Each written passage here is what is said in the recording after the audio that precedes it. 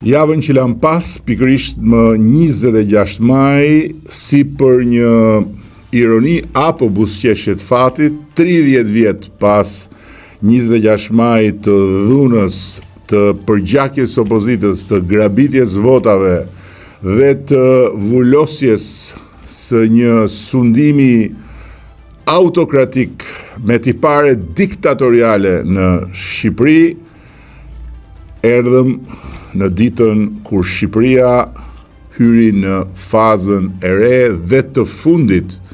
të rrugtimit të saj europian, duke mbyllur fazën e çeljes së kapitullit negociatave dhe duke hapur fazën e mbylljes së tyre. Pra,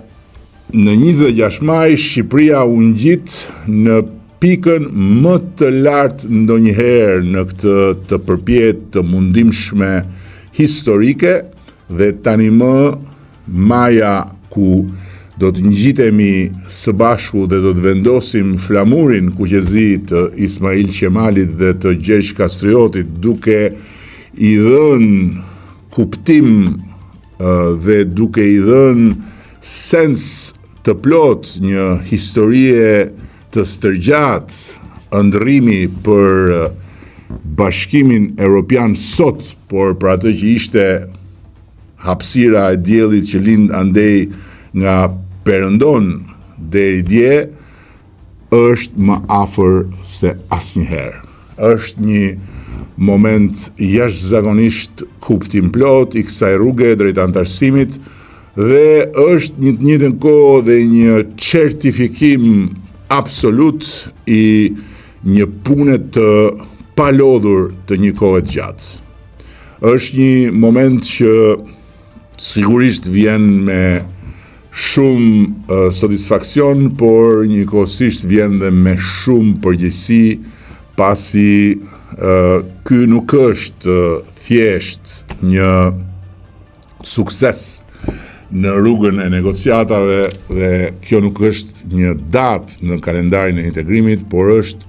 një rezultat i transformimeve të thella që vendi ynë ka bërë në dekadën e fundit, i reformave tejet vështira sfiduese, i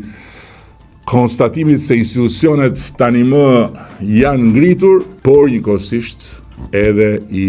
domosdoshmërisë për të konsoliduar shtetin ligjor, për të konsoliduar hapësirën e lirive individuale dhe për të konsoliduar atë që është thelbi, përpjekja e barazisë përpara ligjit. Është domethënëse që Bashkimi Evropian konfirmon faktin e përmbushjes së suksesshme të gjitha detyrave të deri tanishme, pikërisht në ato fusha që lidhen me drejtësinë, me luftën kundër korrupsionit dhe funksionimin e institucioneve demokratike,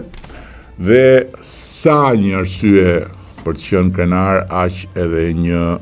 arsye për të ndjerë të gjithë peshën e përgjegjësisë në këtë fazë të fundit, e cila nuk është më e lehta, është më e vështira, për cilën kemi një kalendar të dakordsuar me Komisionin Evropian që të arrijmë me sukses mbylljen e negociatave deri në fund të 2027-s, kemi një hapësirë të ndërmjetme në 2028 dhe kemi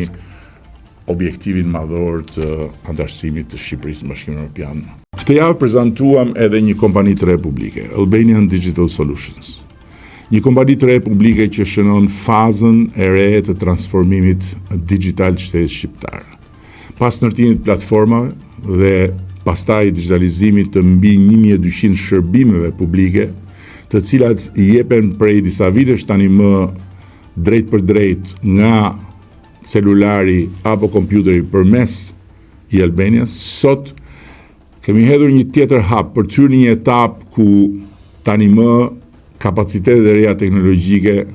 do të na japin mundësinë që të transformojmë thellësisht dhe qeverisjen elektronike të vendit, duke krijuar në shërbim të këtij qëllimi një kompani publike që do të jetë një qendër ekselence për talentet shqiptare të teknologjisë dhe që do të mbulojë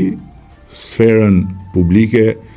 të nevojave dhe të inovacionit në shërbimet publike, të inovacionit në qeverisjen